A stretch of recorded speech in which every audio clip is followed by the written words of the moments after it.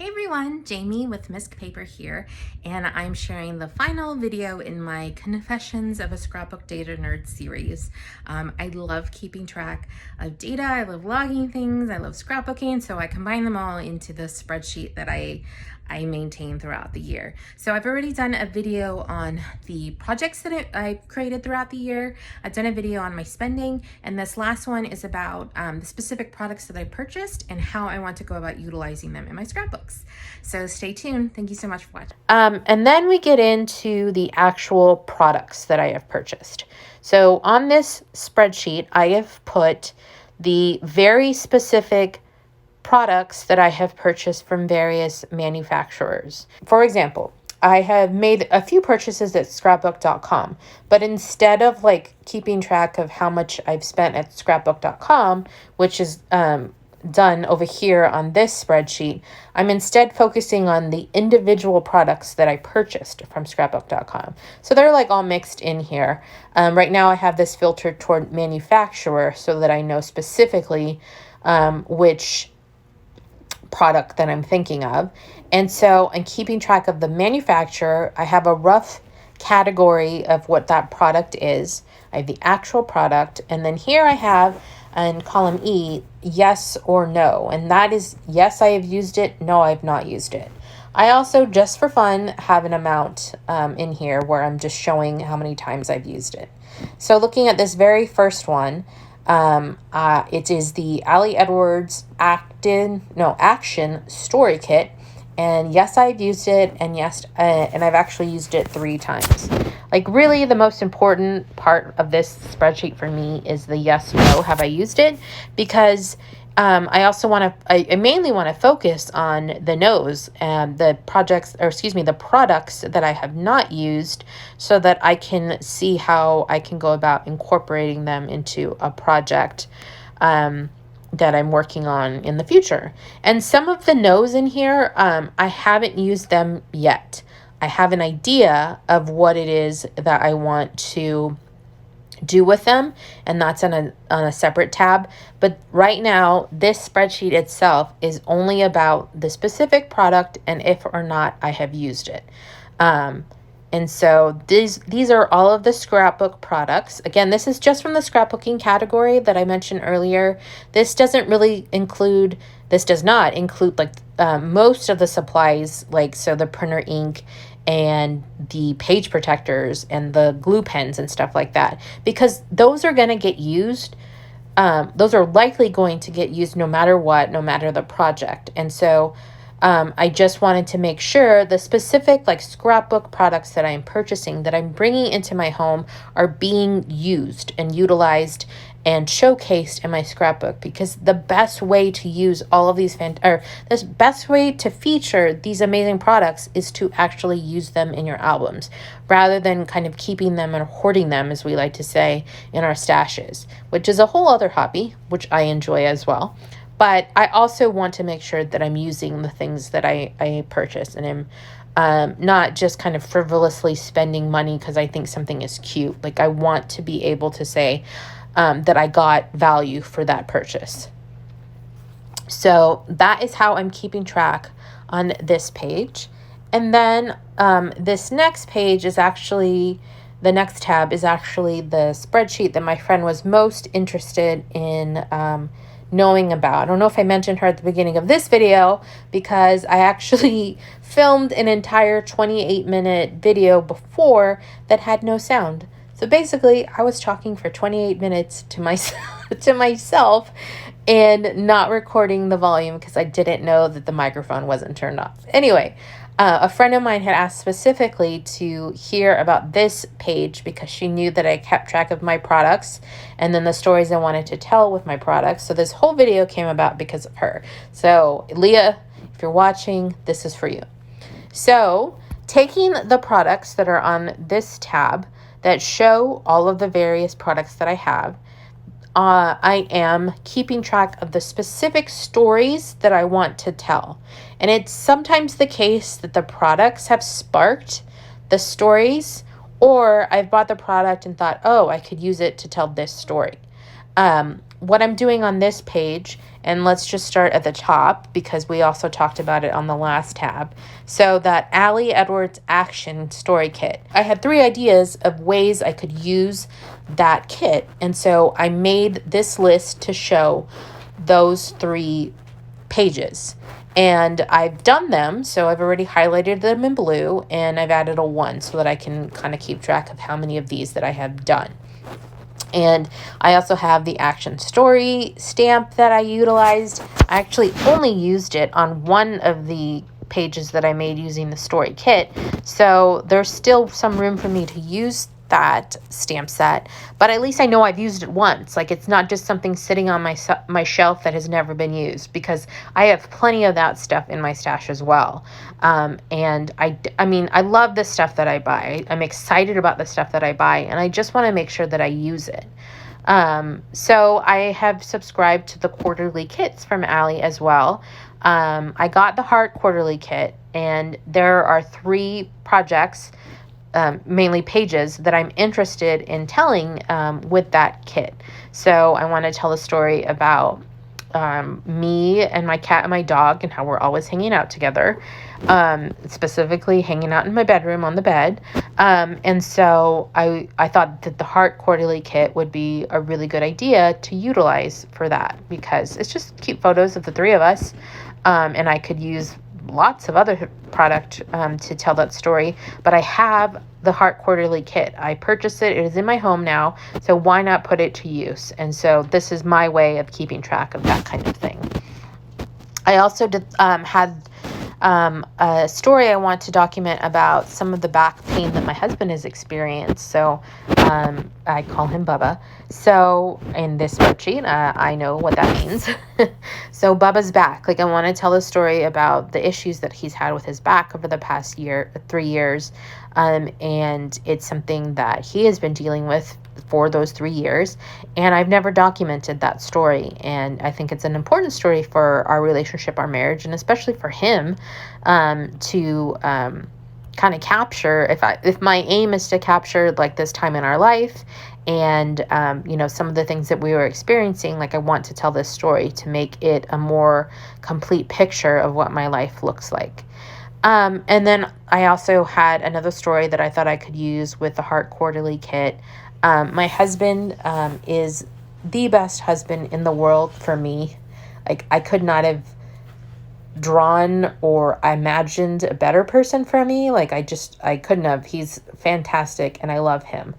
And I sent him a text just to say, thank you so much for taking care of me. Like, I don't even remember what I was thanking him for specifically. Like, maybe he made me breakfast or did something sweet like he's usually doing.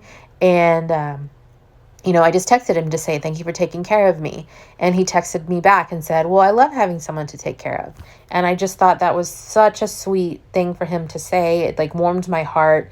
And so like I took a screen grab of our text conversation, and I really want to put that in my scrapbook because it's a really sweet story, and it talks about a relationship, and it shows a little bit more about him and why he's so amazing. That is definitely a story that I wanted to tell. And I may not have remembered that I wanted to tell this story, but when I'm thinking about the Heart quarterly kit and things that I could potentially scrapbook about with that came to mind. So I wanted to add it to the list.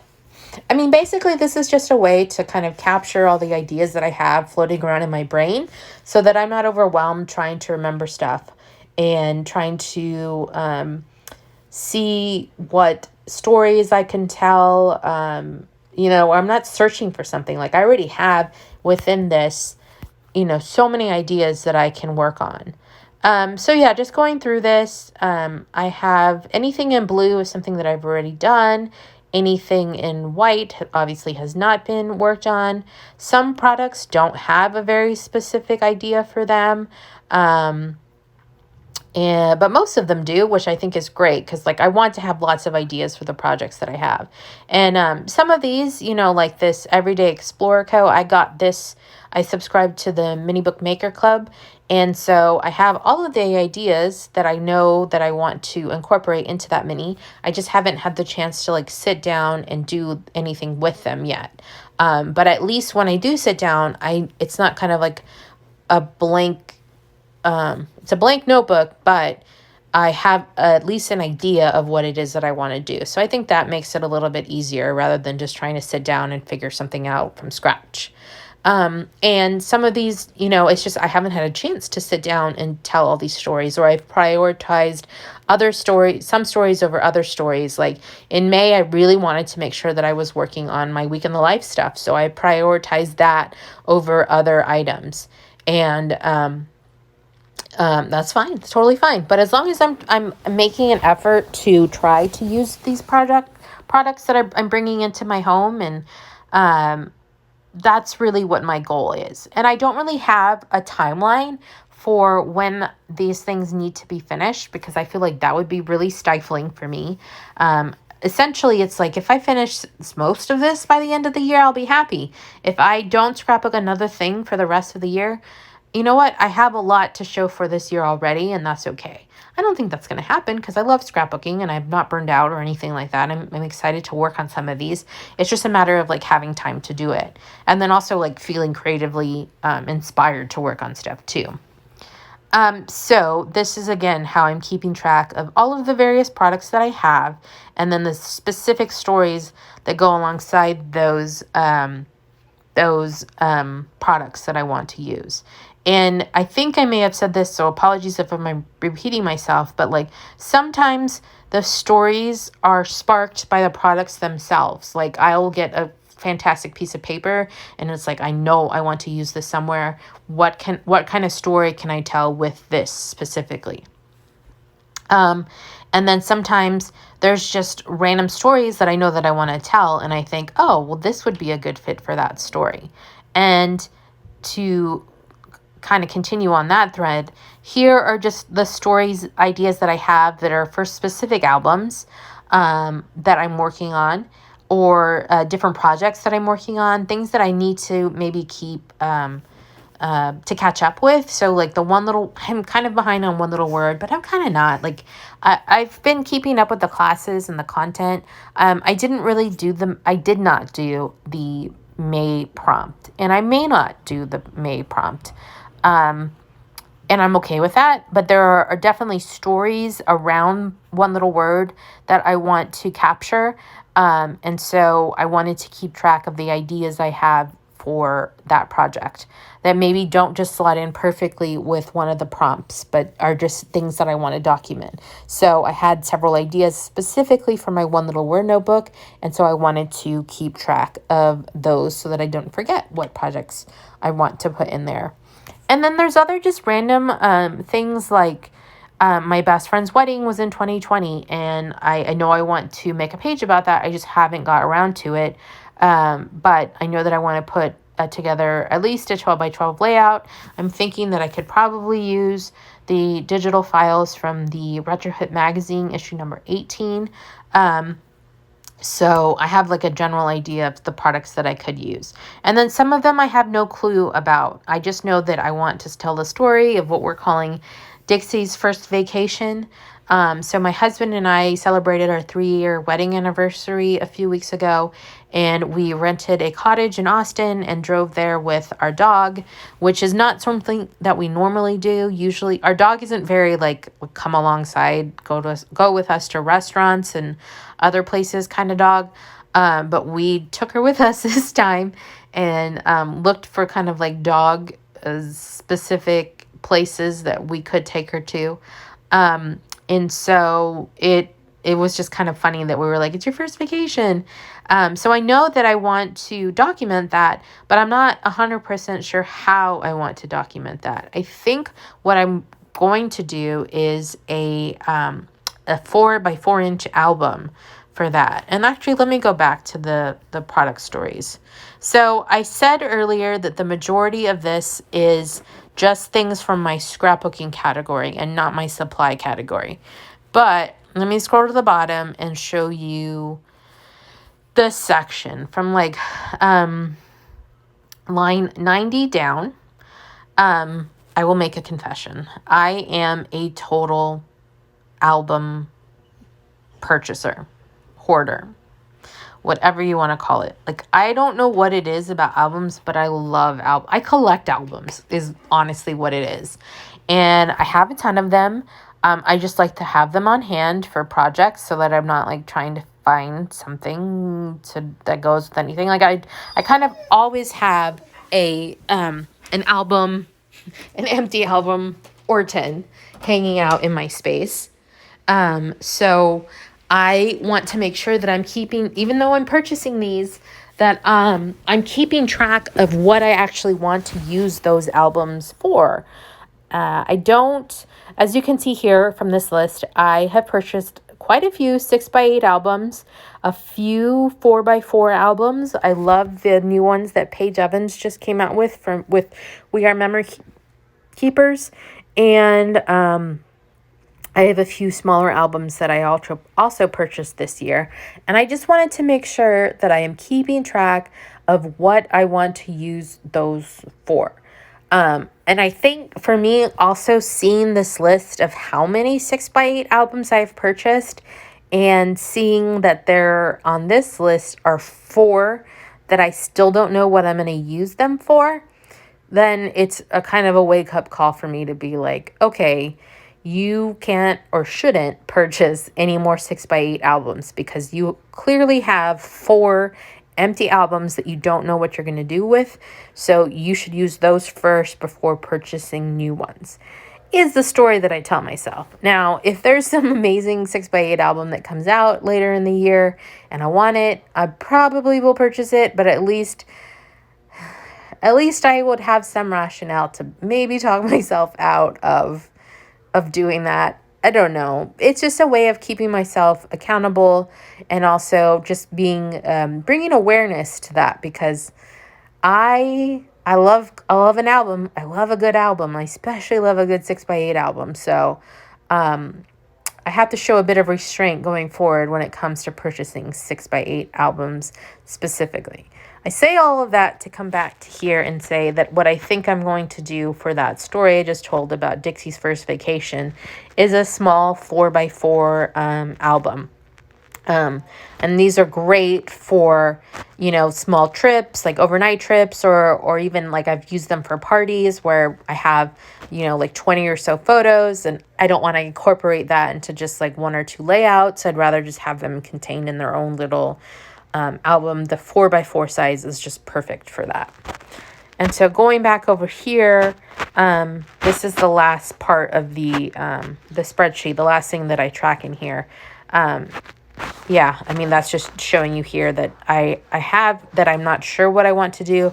I'm thinking now, though, that I can update this to show that I want to do that 4x4 mini album.